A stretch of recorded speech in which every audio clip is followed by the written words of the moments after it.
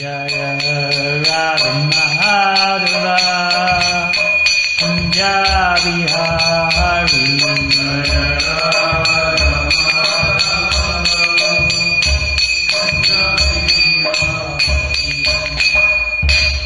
So today we're studying the Caitanya Caritamrita Adi-lila, chapter 7, text 114. Tanratosha nahi tenho agya karidasa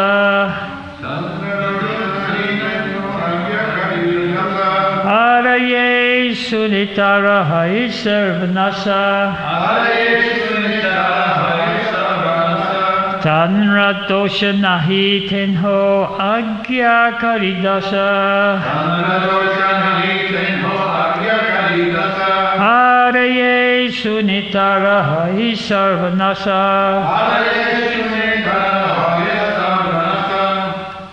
Tanra, his Lord Shiva's dosha, fault, nahi, there is none. Tenho, he, Agyakari, obedient order carrier. Dasa, servant. Ara, others. Yea, anyone. Sune, he is the Mayavadi philosophy. Tara, of him.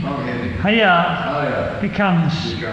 Sarvanasha, everything lost. Translation, Sankaracharya is a great incarnation of Lord Shiva. He is faultless because he is a servant carrying out the orders of the Lord, but those who follow his Mayavadi philosophy are doomed.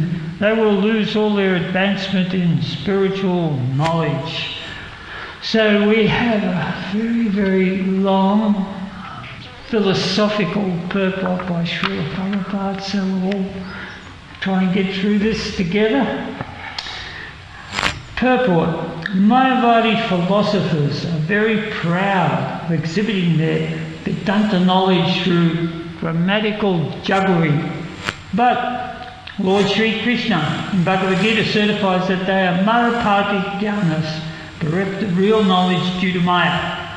Maya has two potencies with which to execute the two functions. Prakshya Shakti, the power to throw the living entity into the ocean of material existence, and Avaratmika Shakti, the power to cover the knowledge of the living entity. The function of the Avaratmika Shakti is explained in Bhagavad Gita by the word Mayaparita Jnana. Why the Devi Maya, or illusory energy, Krishna, takes away the knowledge of the Mayavadi philosophers is also explained in Bhagavad Gita by the use of the words Asurambhava Ashrita, which refer to a person who does not agree to the existence of the Lord.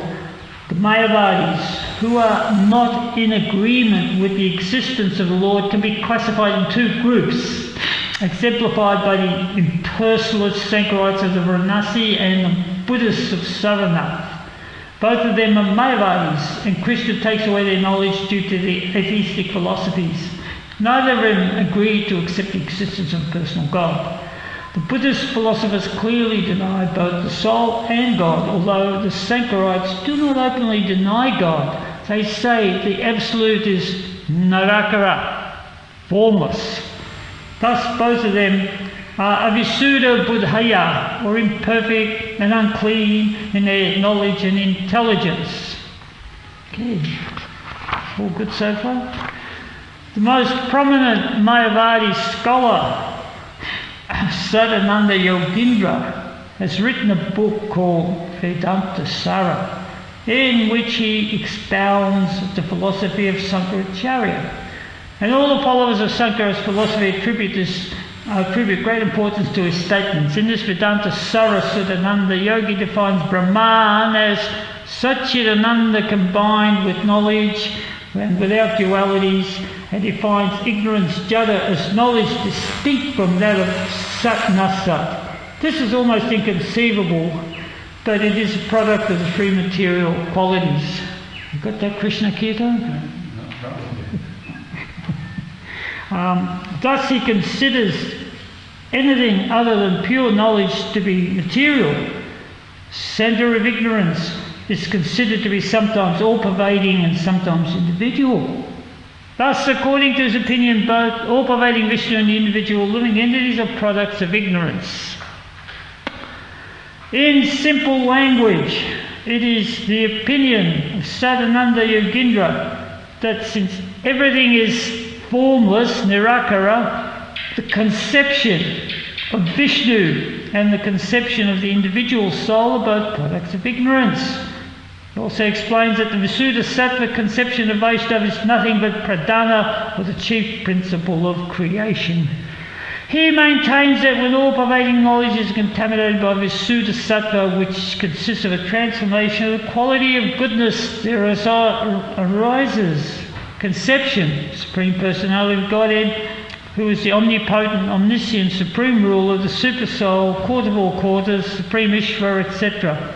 According to Sadananda Yogindra, because Ishvara, Supreme Lord, is the reservoir of all ignorance, he may be called Sarvagya, or omniscient, but one who denies the existence of the omnipotent Supreme Personal Godhead is more than Ishvara, or the Lord. His conclusion, therefore, is that the Supreme Personal Godhead, Ishvara, is a transformation of material ignorance, and that the living entity, Jiva, is covered by ignorance.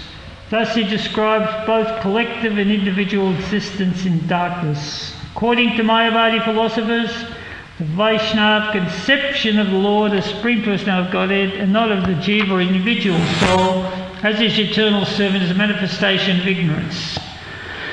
If we accept the judgment of Lord Krishna in Bhagavad Gita, however, the Mayavadis are considered to be Mayaparita Jnana, or bereft of all knowledge, because they do not recognise the existence of Supreme Personality of Godhead, or they claim that his existence is a product of material conception, Maya. These are characteristic of the Suras or demons. Lord Sri Caitanya Mahaprabhu in his discourse with Sarvabhauma Bhattacharya said, Jivara Nishtaralagi Sutra Kaila Vyasa Mayavadi Bhashya Sunilihaya Sarvanasa. Vedavyas composed Vedanta Sutra to deliver the conditioned souls from this material world, but Sankaracharya, by presenting the Vedanta Sutra in his own way, has clearly done a great disservice to human society, for one who follows his Mayavadi philosophy is doomed. In the Vedanta Sutra, devotional service is clearly indicated, but the Mayavadi philosophers refuse to accept the spiritual body of the Supreme Lord and refuse to accept that the living entity has an individual existence separate from that of the Supreme Lord. Thus they have created atheistic havoc all over the world. For such a conclusion is against the very nature of the transcendental process of pure devotional service. The Mayavadi philosophers' unrealisable ambition to become one with the Supreme through denying the existence of the personality of Godhead results in a most calamitous misrepresentation of spiritual knowledge. And one who follows this philosophy is doomed to remain perpetually in this material world. Therefore they are called Avisuddha Buddhaya, or unclean in knowledge. Because they are unclean in knowledge, all their austerities and penances end in frustration. Thus they may be honoured at first as learned scholars. Ultimately they descend to physical activities of politics, social work, etc. Instead of becoming one with the Supreme Lord, they again become one with material activities. This is explained by Srimad Bhagavatam. Aruhaya Krishrena Parambaram Tata Patantyadho Nadvita Yusmadakviha Angviha. In actuality, the Mayavadi philosophers very strictly follow the austerities and penances of spiritual life, and in this way they elevated the impersonal Brahman platform, but due to their negligence of the lotus feet of the Lord, they again fall down to material existence. So it's a very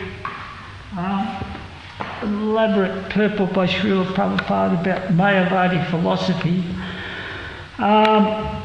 because In India, they say 80% of India is Hindu, right? So we can go with that title because sometimes the Hare Krishna movement is classified in that Hindu category. But we define the fact that Hinduism is split into two arms.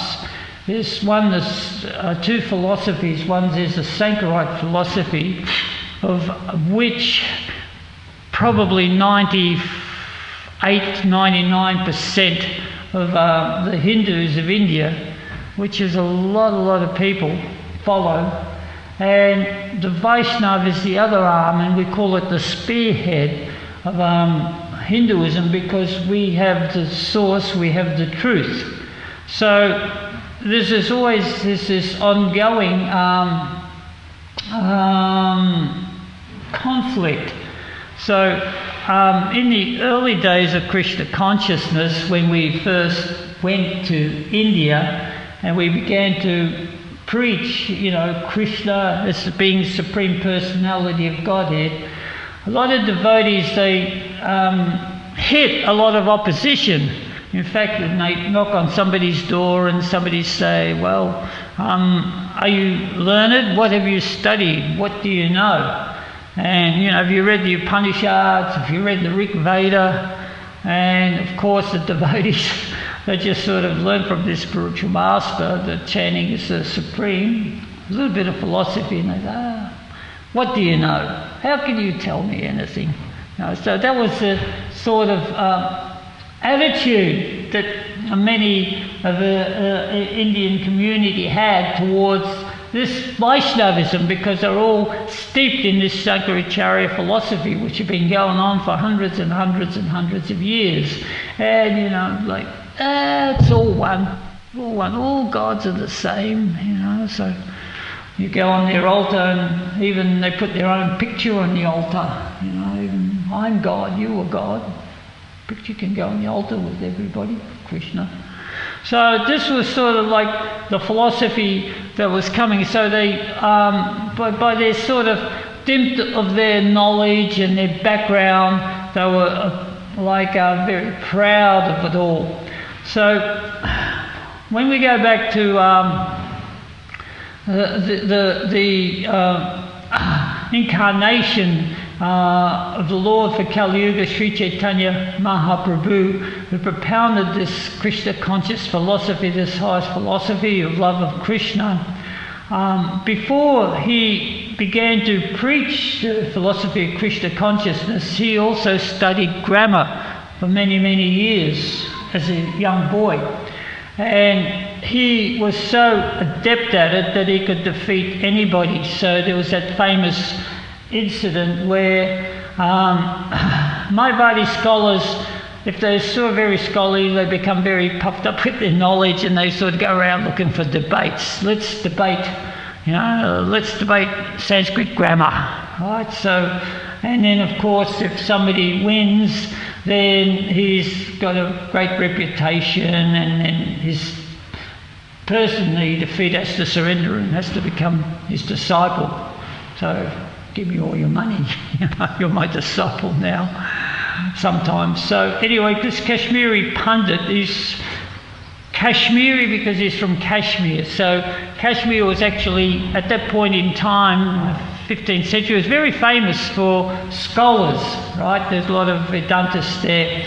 So he was travelling around, he came to Navadvip, and his reputation preceded him. So all the scholars of Navadvip have left under some pretext. I've got to go, I've got to go and do something. So they said, Nimai will take care of him, right? So Nimai Pandit, Lord Chaitanya Prabhu, he was 16 years old, and he knew, being Supreme Personality of Godhead, he was omniscient, and he knew this Kashmiri Pandit was coming, and he was a great devotee of the goddess Saraswati. So as you worship the demigods, so you get certain attributes. So Saraswati is the goddess of learning. So by his astute worship of Saraswati, she bestowed him with unsurpassed material knowledge. So he was very, very scholarly. So Lord Caitanya understood, or Nimai Pandit understood, that he was so proud that if he was defeated by a 16-year-old boy, then he would jump in the river and commit suicide. He couldn't live anymore. So it was very sort of, he set up the situation in a very careful way that one day he was there with his disciples at sunset on the banks of the Ganga, and Kashmiri Pandit just happened to walk past. He just arrived, he's just going for his evening stroll, and he come across Nimai Pandit. So then he saw this effulgent figure, and he knew it to be Nimai. He'd heard about Nimai, and he said, "Oh, greetings." And Nimai, "Oh, you're a great foremost scholar. We're so happy to have you here. Can you please benedict us with some of your wisdom? Say something about the Ganga," right? So Kashmiri Pandit was very flattered. He said, "Why, certainly." So he rattled off 100 verses just like that about beautiful poetry. Try and write poetry. Sometimes we write poetry for Srila Prabhupada on his appearance day or something, and we sort of ruminate on every word, cross it out. No, this doesn't go. Huh? If we tried that, I can't do it anyway. But Ramai Swami Maharaj has come up with beautiful poems most of the time. So I don't know if they come out the top of his head or he has to sort of work on it. But Kashmiri Pandit rattled off 100 verses just like that, and everybody was just astounded, flabbergasted. And Lord Caitanya, Nimai Pandit, he goes, "Yeah, that was very nice, very sweet and eloquent. But there was a problem there in the 63rd verse where you had a double meaning to this word that you uttered in the 3rd line. And then also in the 75th verse there was it wasn't really, Ganga wasn't, the description of Ganga wasn't appropriate for that verse." And he rattled off about 3 mistakes that he made. And Kashmiri Pandit couldn't even remember what he said. And he was just completely astounded. How is this? How did he remember all this, and how did he analyse it and completely dismantle me? And Nimai Pandit said, "Look, I know you're tired. You've just come from a long journey. Go home and rest, and we'll do it again tomorrow." So Kashmiri Pandit was absolutely devastated. He prayed to Goddess Saraswati. And then he said, "How is it that I've been defeated by this 16-year-old Pandit, this boy?" And Goddess Saraswati appeared in his dream and said, "You've been defeated by the Supreme Personality of Godhead." So then he understood, and he offered his obeisances the next day, and he became a disciple of Nimai Pandit's.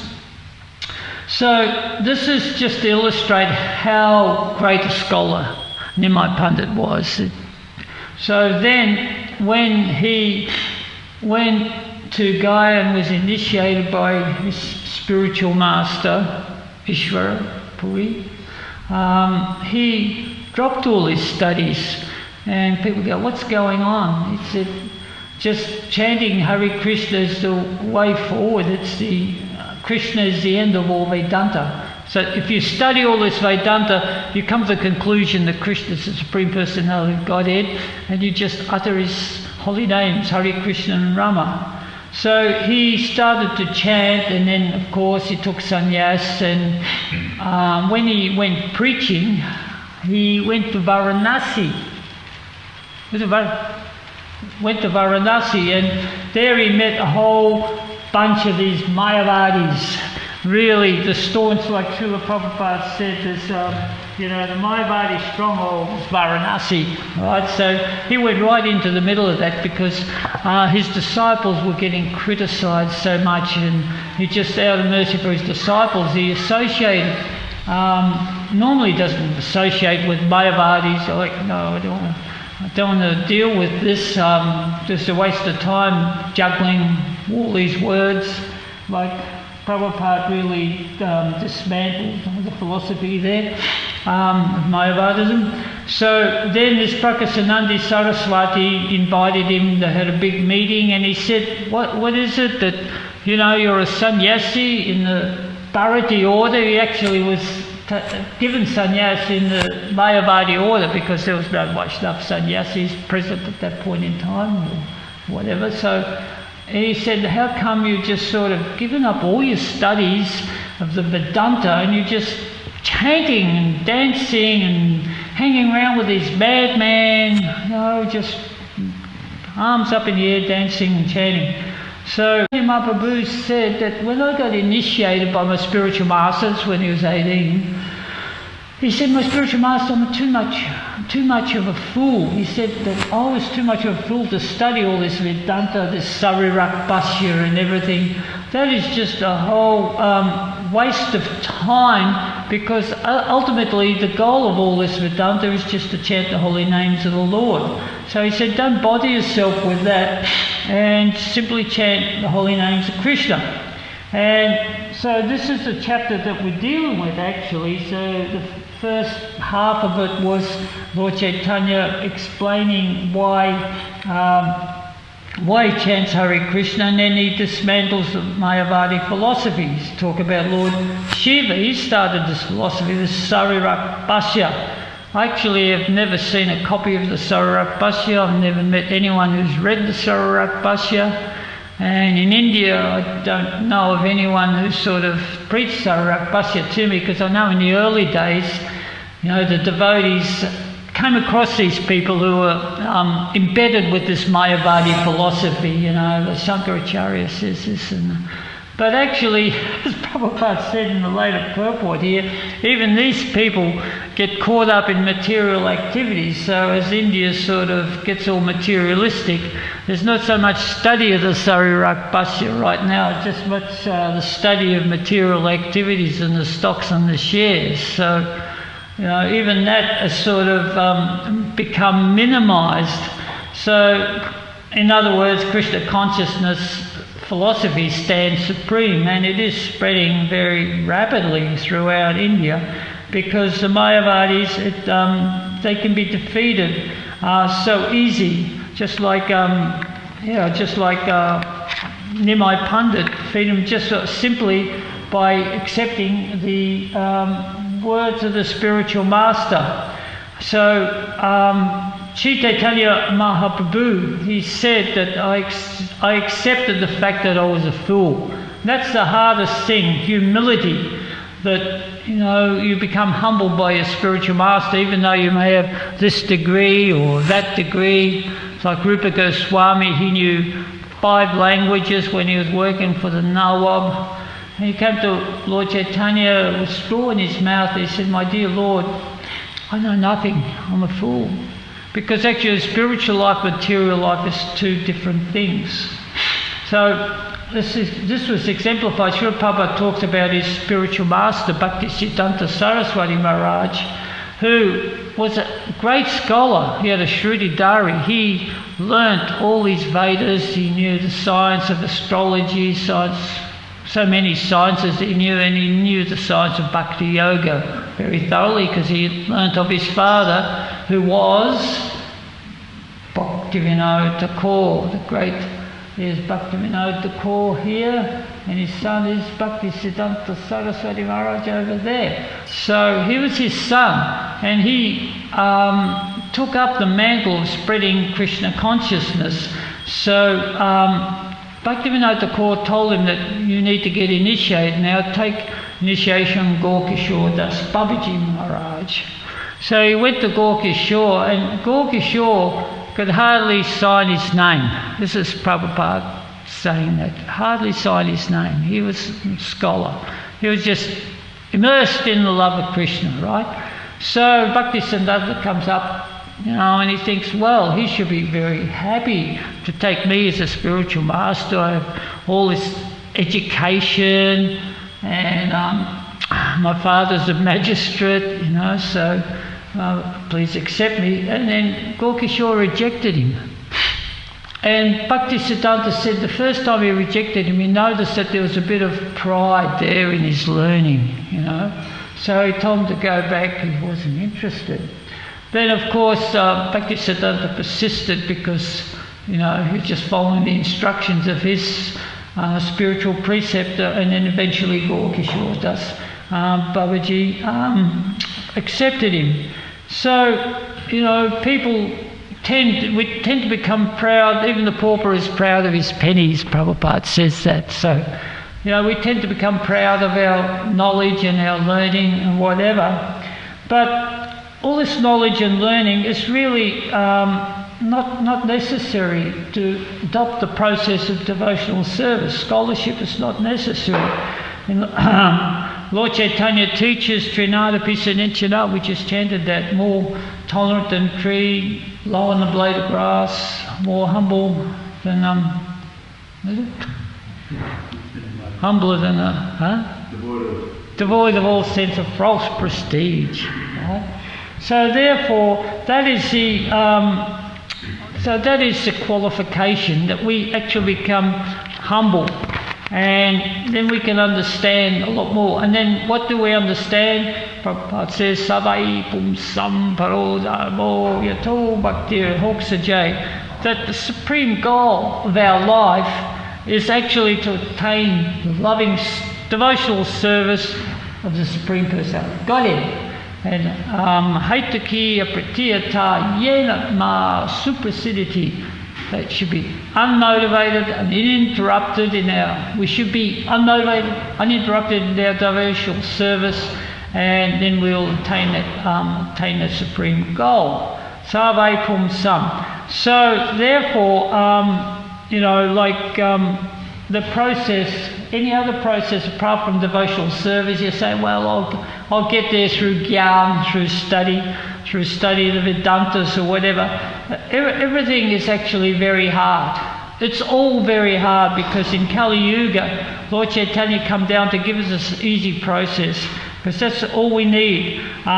This Chaito Darpan Marjanam to clean the dust from the heart. Because the general mass of people, if we talk about, Prabhupada says, general mass of people, he describes them as Kalo Sudra Sambhavan, that they're not very intelligent. To study Vedanta, usually only the Brahmins could do that. You have to sort of, in that sort of Brahminical caste system that they had through India, which was a remnant of the Varna ashram, that the Brahmins' business was to study the Vedas. But as I said, ultimately there is no money in it now, so that is a system that's actually fading. So therefore, even Brahmanas, everybody's in that category now. What they call Brahmins in the materialistic sense. Everybody's in that category where that's not the way to actually achieve enlightenment. So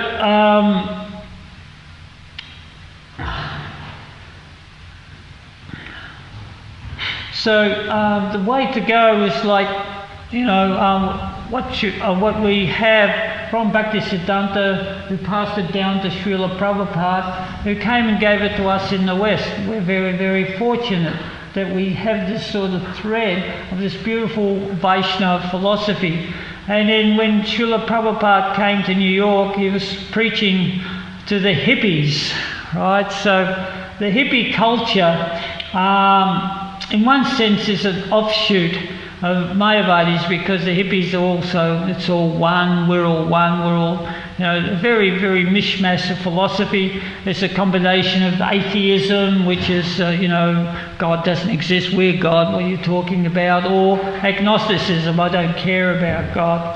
And I think we're all affected to some degree by this hippie philosophy. It's just like Prabhupada for so many years, he just said, you've got hippie philosophy, somebody not clean the temple room properly, so you're just a hippie. Isn't it? So many examples like that, just hippies. So, but that hippie philosophy is still there, that it's actually, permeated our culture, that people very much shy away from actually accepting a theistic approach to Krishna, that, that there is an individual God. And the result of that is that they become very proud in the last 40, 50 years. They become so proud of their achievements. Just like Prabhupada says, Maya Parita Jnana here, the covering potency, Vritatmaka, that covers the Mayavadi philosophies. It's also that potency is there for the scientists, that the scientists and the philosophers all become so proud of their knowledge that they say, we're steering society in the right direction. But actually, it's all to do with the ego. In the early days, George Harrison had this song. I can't remember, was it the name of an album? It was called I, Me and Mine. Right? And that's a very good description of I, me and mine. Right? All to do with the false ego. So in that context, in that frame of mind, it's very easy to become antagonistic towards the Supreme Personality of God. Oh, God, no, God doesn't exist, because then you have to surrender. You have to give it up. Give up your ego. And as I said, the way forward in Krishna consciousness is Trinadapisinchana, humility. So as a result of that, you get a deviation from the normal principles, and they get further and further away because they drop their religious principles. We all know that the religious principles, the pillars of religion, are truthfulness, cleanliness, mercy and austerity, and they're all enhanced by refraining from meat eating, gambling, illicit sex and intoxication. And by that practice, one can actually become clean of heart and approach the Supreme Personality of Godhead, or the truth. But we see in the last 50 years, since we've got this I, me, mine philosophy, just look what's happening around the world today. It's like, welcome to the Hotel Kali Yuga. It's just like anything you want, just here it is, right? So this is where we're standing. So Kalo Sudra Sambhavam. So therefore, Lord Caitanya has been so merciful. So take this into context. So anyone, whoever, doesn't matter what your background is, what you've done. Man, we've had so many people that have done so many things, like against their body, against society, to other people. And somehow or other they take the Krishna consciousness and they're completely stunned by the potency of the Lord's holy names. Because there is that potency there. And Srila Prabhupada gave us that clarity. And so, actually Rupa Goswami, he states that Krishna consciousness can be purchased for a price, not in dollars, but not in a show of power, but simply loyal, greedy after bhakti, greedy after Krishna's lotus feet. So in this life, so we take it in the context of this life because, from the Hindu viewpoint, we have many, many, many millions of lives, and we're all floating around from one body to the next, going up and down all the planetary systems. But in this life, let's do it in this life. So anyone can get Krishna's mercy in this life and get out of this quagmire, because this material world is just a place where we become entangled, embroiled. So Krishna consciousness is the purest way in which we can get out of this material entanglement. And this is done through Nam Sankirtan, offenceless chanting towards the holy name of the Lord. So just a matter of practice. So Bhakti Yoga is a practice, like, we do asanas, Hatha Yoga, we have to do asanas. We stop doing asanas for a couple of days and we can no longer move, we're all stiff and we can't do what we did. It has to be constant, right? You have to stay supple. So with Krishna consciousness also, spiritual master recommends chant 16 rounds every day, and then you're actually able to sort of see the three modes of material nature for what they are and keep them at bay. Because that's the other potency that we have there, the covering potency, aratmika, and the pratakshita potency, that if we drop our sadhana, then Maya just sort of slowly comes in and throws you down just because we weren't ready. We let our mind slip. So our mind, false ego and intelligence, we always have to bring the false ego and the mind under control. So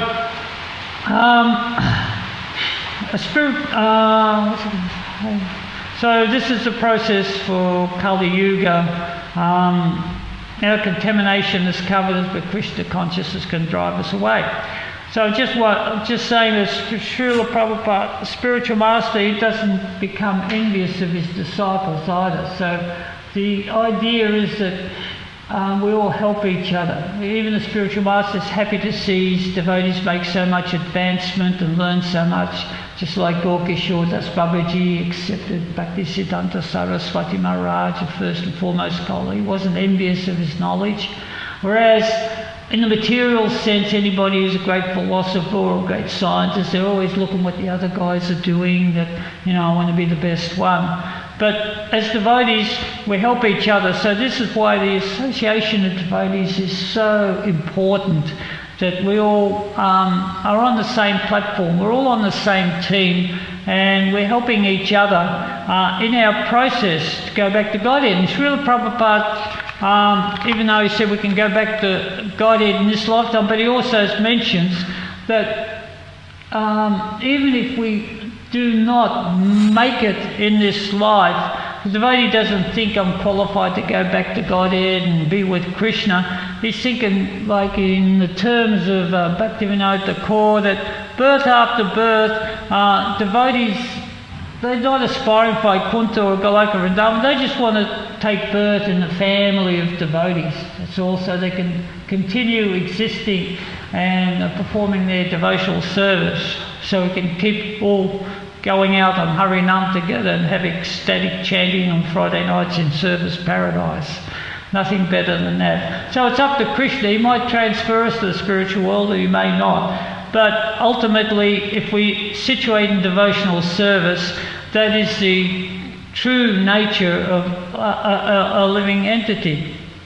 So just let me take birth in a family of devotees. So we have a farm here that actually shelters people who want to take birth. We have a gurukul. So these kids are very, very fortunate that they get to take up devotional service. So we can understand just by some of them, they're just so young and they know the prayers, and there's an 8-year-old boy that can play the harmonium beautifully, lead kirtans. Where did they get all this from? There's just so many times that you see kids come up, young kids, and they already know so much.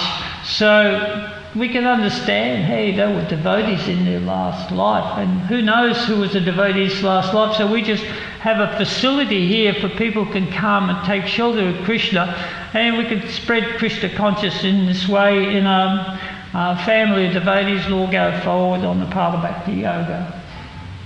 Are there any questions or comments?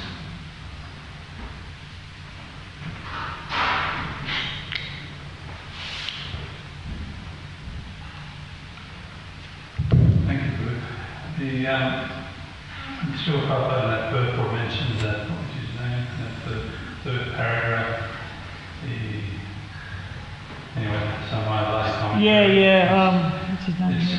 It's even though we're sheltered and protected by Srila Prabhupada, but even when you hear that, it almost gives you a sickening feeling. Sadananda Yogi. Yeah. You don't want to go near him, right? And the word juggle reminds me very similar to the scientist as it's come up with all these concocted, word jugglery that people become bewildered. So what is it about this philosophy that makes you sick when you hear it, or you become doomed? What's the process? Well, first of all, they do put down that, like you sort of, I know more than you, that's the sort of You know, that's their play. And sometimes devotees aren't used to that type of approach, you know, that someone's going to put me down even before I present the philosophy. And they just simply, I suppose it's simply their knowledge, that they're so proud of their knowledge. And it's all, you know, the word jugglery, the juggling the words. It's easy to juggle words. So many sentences have double meanings, you know, like I say, well, it's a good day today, maybe we should rake the leaves or something. On the other hand, said, no, we should go on kirtan. You know, there's always conflicting views, or it's clear that, I can't think of something, it's clear that, you know, that some president shouldn't be president or something, is not qualified. Somebody said, no, on the other hand, he's done this and that. So this is word jugglery. And Mayavadi philosophy is based on that. We've got a pretty clear definition of all our sayings and words. So if we sort of engage in this sort of like word jugglery, we become frustrated. So it's better not to engage in that type of thing, I suppose. Yeah. Maharaj, got any comment about that?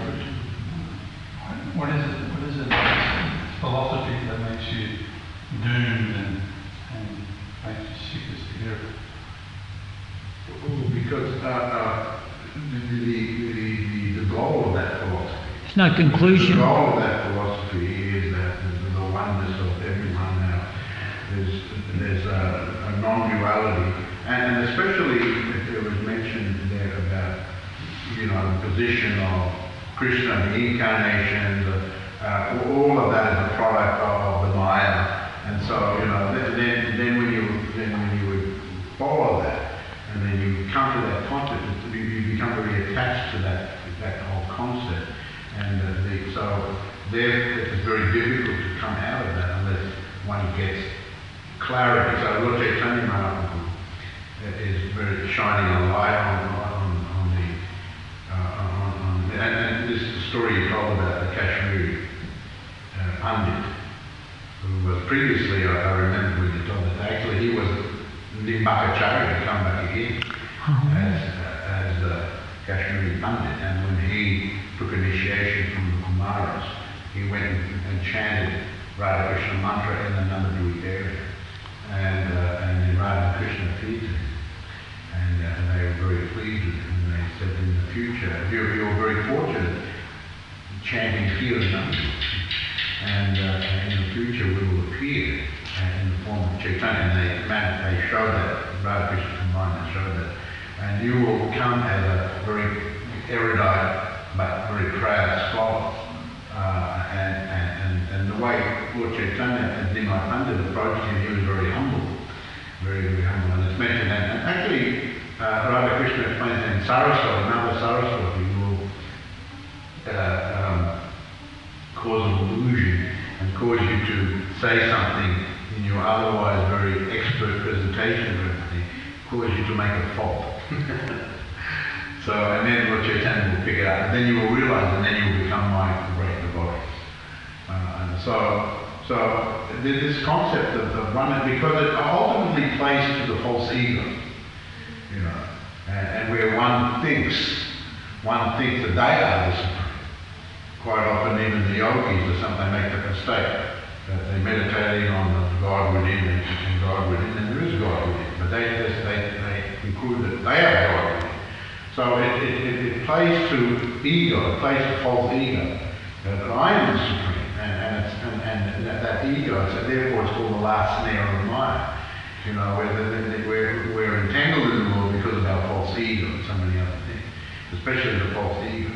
So, you know, when that ego, with the philosophy, that's another thing, sense gratification, that's more black and white, but when you've got like very subtle philosophy and intelligence, and then that intelligence feeds in a very subtle way, almost imperceptibly, it feeds that intellectual ego, and one becomes very puffed up. So, and then when, in that sense, one is doomed, because once you accept something intellectually,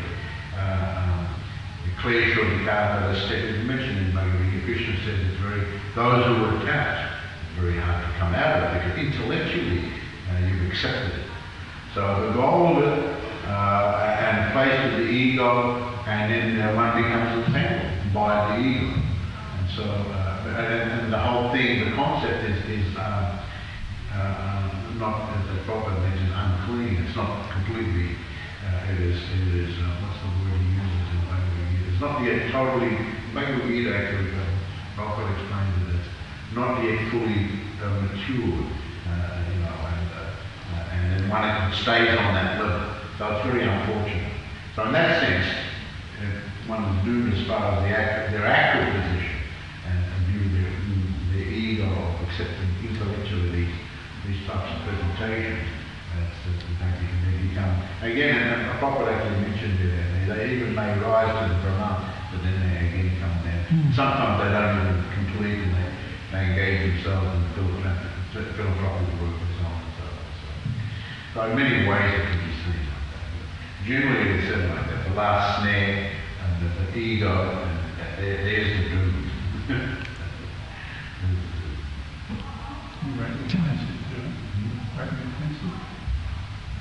Oh, that's another thing, you know. I mean, those who are here, like this one, he's saying all sorts of things against Krishna, the incarnation.